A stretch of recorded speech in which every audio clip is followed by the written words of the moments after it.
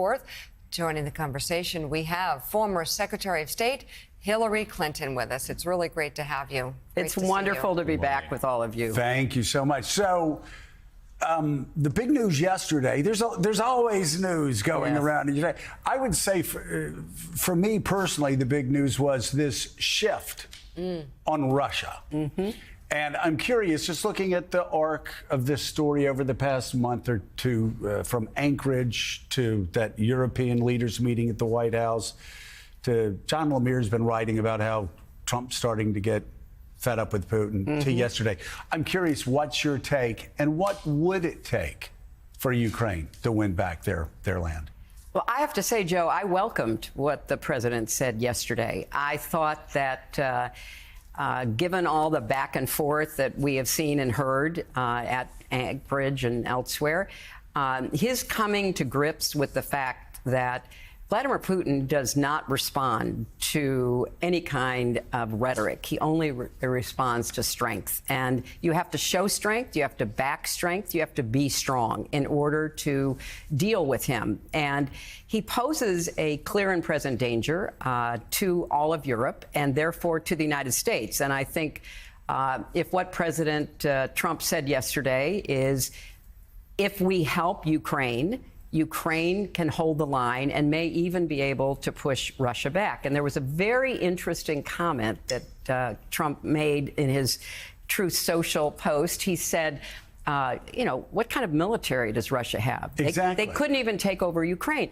This has been a point I've been trying to make now for a long time.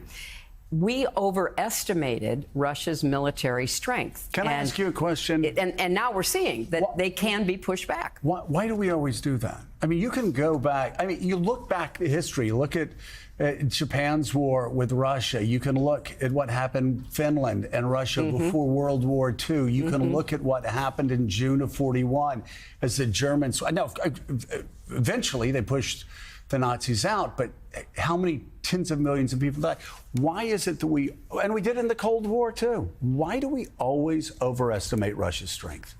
Well, because I think that, Russia is very good at propaganda and very good at telling its own story. And because it has an aggressive stance toward practically everybody, and now that's been apparent with Putin for a number of years, people are reluctant to, engage. And they have a real, sense that, wait a minute, they're building up their military. They do have a nuclear weapons arsenal that we can never forget. They are aggressive, so let's assume that they can, do more than maybe in reality they're capable of doing. It's an understandable assessment, although, as you point out, it's been wrong. And remember, Putin went to Beijing before he invaded Ukraine. And what we know is that he basically told Xi Jinping, I'll be in charge of the country. We'll be in Kyiv in a week. It'll be over. Well, that didn't happen. And so we should have played up more in both the Biden administration, then in the Trump administration, Russia's weakness, and not been so worried about, its posturing, its threatening, because the Ukrainians have been defending freedom for all of us. Yes. And their war is our war. And if that's what President Trump is now recognizing, more to him. I'm glad to see it. You almost said more power to him, but we don't want him to have more power. He has power right now. That's exactly right. I want to ask finally, it's a question that we've been asking over and over again, and you're the perfect person to ask because you were in the White House when Vladimir Putin came to power. You were Secretary of State for Barack Obama. We also misjudged Vladimir Putin time and again. I certainly understand early on the idea of let's bring Vladimir Putin and Russia into our League of Nations. But then, of course, George W. Bush talking about seeing into his eyes and his soul, all because he wore a cross and he told the same old story that he tells everybody. And then you had Barack Obama whispering to Medvedev, we can do a lot more after the election. And just time and time again, there's this, we underestimate Vladimir Putin's ruthlessness. Why have you done that for 20, 25 years? Well, I think that it was an assessment based on intelligence, based on our understanding of the larger global picture, that Putin could go one of two directions. I mean, he could become what he has become, which is a unrepentant Russian imperialist who wants to dominate his country as he has and his larger region. Or maybe he could be persuaded, urged, convinced to take a different path, because Russia right now is a failing economy on many grounds. It is an extractive economy. Without fossil fuels and other commodities, it really doesn't produce anything. That didn't have to be the story of Russia in the 21st century. You know, when I was Secretary of State, I tried to convince both Putin and Medvedev as part of our larger approach to them. You know, they have an educated population. They could have had a technologically advanced society. They're really good at propaganda, at cyber warfare. Well, they could have used it for positive things, employed people, had a real presence in the modern economy. They chose not to, because that would require too much freedom. If you're going to try to create a Moscow version of Silicon Valley, you have to let people be free to innovate, to make decisions, to speak out. And so they have reverted under Putin's leadership. And, you know, I think it was not a totally wrong bet. But once he invaded Georgia, and then the first time he invaded Ukraine, we should have taken a much, much tougher position. When I was senator, when he invaded Georgia, I was among those who wanted to take a tougher position. When I was Secretary of State, I wanted to take a tougher position. When I left, he invaded Ukraine for the first time. We should have been tougher in the face of that kind of aggression. And certainly his propping up Assad in Syria and much of what he's tried to do in Africa needs to be, you know, strongly pushed back on. Madam Secretary, you're here during UN Week. Yes. You have close relationships from your years in public service with leaders from around the world. I'm curious, in your public and perhaps in your private conversations, what they're telling you about dealing with this president, particularly in his second term, when it feels that the guardrails are off in many ways, about the flattery they feel like they need to give him. If you look at his visit to the UK last week, or even President Macron giving that friendly phone call in traffic yesterday, just about the way they have to deal with this president, different from, say, the previous president or your husband or Ronald Reagan. What are they telling you about what foreign policy is like in this second Trump administration? Well, I was listening to your interview with Congressman Jason Crow before I came on, and he made a really important point. In dealing with President Trump, there is no larger strategy. There is no overarching goal. We've just been talking about what presidents, both Republican and Democrats, were trying to do strategically with Russia. It's all personal with President Trump. It's all about how he feels about someone, what he wakes up in the morning thinking, who's the last person who talked to him.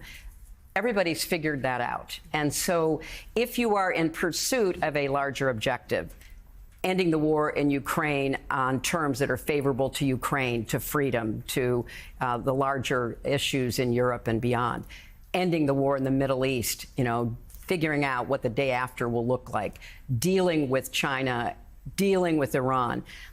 There has to be strategy, but it has to be conveyed in a way that leaders believe President Trump will hear them.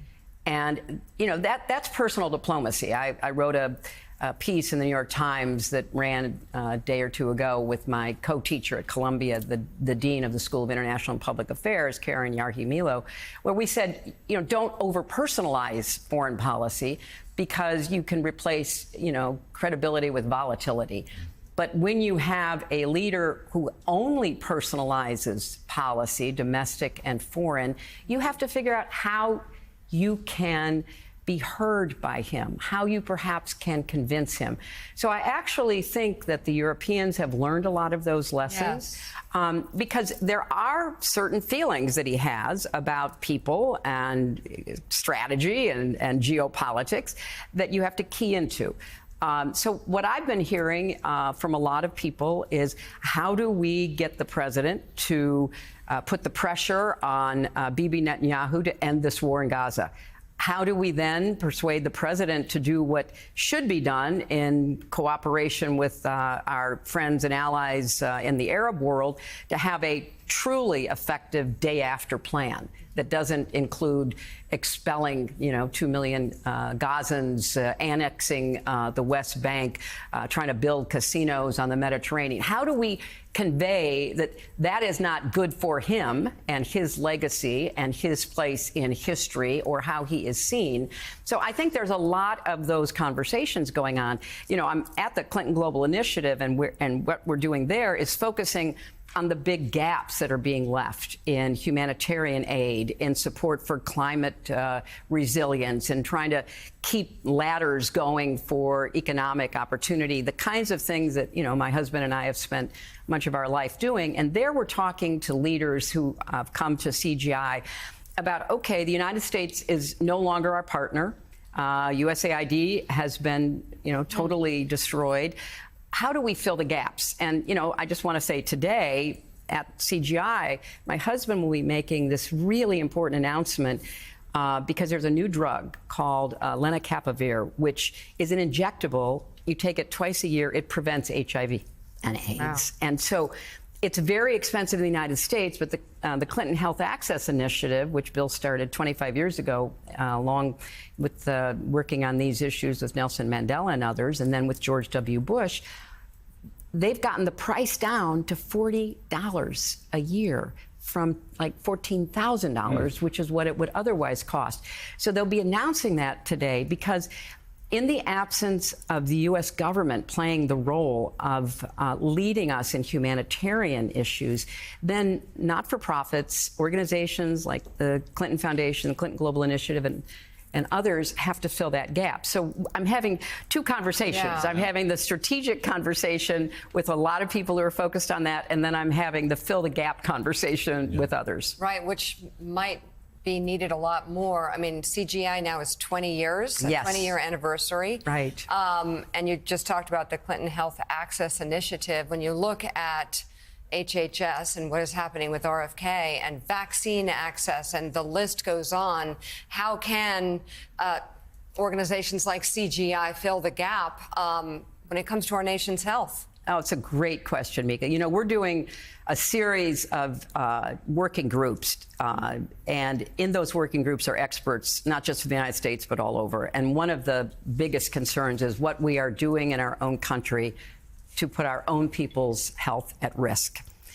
Dismantling public health, listening to literally crackpot ideas about what's happening. And somebody reminded me yesterday, in 1800, the average life expectancy in this country was about 35. Mm-hmm. It got up to 47 in 1900. It is now 78.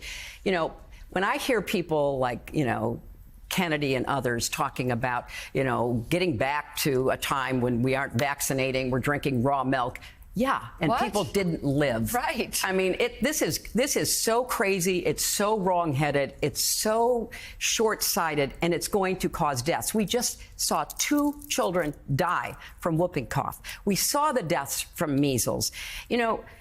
I think we have to test science. We have to do, all kinds of trials. We have to hold our pharmaceutical companies to a high standard, all of which we have done starting in the 20th century, moving into this century.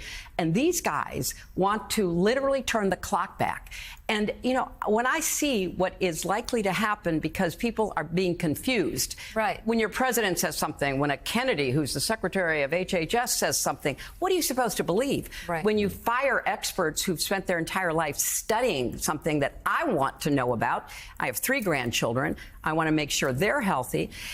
People are confused, and too many Americans are listening to this, very destructive anti-science tirade that we're hearing from this administration. And it's going to cost lives. It already is costing lives. Another domestic issue right now is free speech. Mm-hmm. Jimmy Kimmel is the latest flashpoint. He was back on the air last night. We've talked through some of what he said. I'm curious, though, what you think of the bigger picture of what's happening around free speech, whether it's the message we hear from Attorney General Pam Bondi or the head of the FCC, the President of the United States, the Vice President of the United States, about going after explicitly people they view as political enemies or opponents and silencing those voices. How dangerous do you view that moment to be? I view it as very dangerous. It is right out of the authoritarian playbook, Willie. I mean, this is, this is point 4 of the authoritarian playbook. Silence your opponents. Cripple the media that doesn't give you the slavish attention and agreement that you desire. Use the power of the government to go after corporations and individuals. I thought, Jimmy Kimmel did an excellent job last night in, being very emotional, actually, about that moment for him and how he felt misunderstood, and he certainly didn't want to hurt anyone's feelings. But on the other hand, standing up for free speech. I've said a million times, I mean, good Lord, the things that have been said about me, the lies that have been propagated, if I had only known, I could call up the FCC chair and say, take this person off the air. Get that person out of my sight, off with his head. Yeah. I'm just looking at Joe. What? Yeah. What? I've done nothing but be kind to you. Well, once you saw the light, I mean, it was sort of an epiphany. Why don't you admit it? We were the only ones at this network in 2000. Yeah. Well, no, but you have to laugh about it so you don't cry, because what is happening is so contrary to the founding principles and values this country was built on. Yes. Why is the First Amendment the First Amendment? Right. It's because the people who constructed the architecture of this incredible country of ours understood what it was like to live under absolute power, where you would be told what to say, what not to say, don't insult the king, don't, do anything that will displease the king. And we've got to stand against that. And I appreciated Jimmy Kimmel calling out some of the Republicans, frankly, who stood up and said, wait a minute, this is not right. We can't go here. But they're not going to stop. They're going to try, because that's what authoritarians do. They want to silence people who are raising questions, who are asking, really, what does this mean? How can you do this? I mean, what are you talking about? You have no scientific evidence. You have no basis for that. I do want to say, for the record. Oh, no, I shouldn't have poked that bear, right? And I've told this story a million times. When I ran in '94, we were fierce. We went to the White House picnic. No, I've told the story a lot, and I should tell you the story. And so I went back to Pensacola, and it was Luke McCoy. Said, what did you think about the Clintons? And what do you think of the White House? Like, rah, rah. They go, what did you think about Al? And they went down to everybody, and then he goes, and what did you think of Hillary? I go, I liked her. I said, she's like, it's funny. Weird. I was like, she's a Midwest Methodist. and he just happened to be true. He just sat there staring at me. And I said, she believes what she says, and she's earnest. And anyway, so that's way back in but Joe, but that raises a larger question. I mean, we have, and I include myself, we have got to stop demonizing each other. Exactly. Now, I think most of that right now in our country's history is coming, from the right, coming from people who want to dominate. They want their point of view. Writing out slavery from history, that doesn't make it go away. We have got to stop with the finger pointing and the scapegoating. We can have legitimate disagreements, right? I mean, how do you provide quality, affordable health care to everybody? Let's figure that out. How do you deal with what's going to be job loss from AI? Let's get working on that. That's what we should be doing, but we should do it in the truth-based reality that we have to live in. Facts and evidence have to matter again. And then we can start having good debates. When I was in the Senate for 8 years, I sponsored legislation with practically every Republican. We found some common ground to stand on, work on, try to do something with. You know what? I asked Trent Lott right after you got there, about 6 months. We were sitting there talking, and of course, I think he was yelling at me for not being obedient enough Republican. and I said, how's Hillary doing over here? He goes, hardest worker. She works with everybody, Republicans, Democrats alike. And then, of course, the famous General Petraeus quote: who knows the most about what's going on in the military on Capitol Hill? And his answer: you mean other than Hillary Clinton? Mm-hmm. Well, look, some people notice hard work. I take it seriously. When you're going to be making decisions that affect, the young men and women in the military or affect, our health care, you should do the work. And right now, lots of people in Congress are not doing the work. They're getting their talking points. They're being told what they're supposed to say. They're falling in line. It's terrible. It's terrible for our country. Frankly, I think it's terrible for them that they are not exercising the kind of independent judgment that they were elected to actually, rely on. How to compel them just to actually, focus on the Constitution, for example. Wouldn't that be nice? Yes. Yeah. Secretary Clinton is going to stay for another segment, so we'll have much more with Hillary Clinton after a quick break.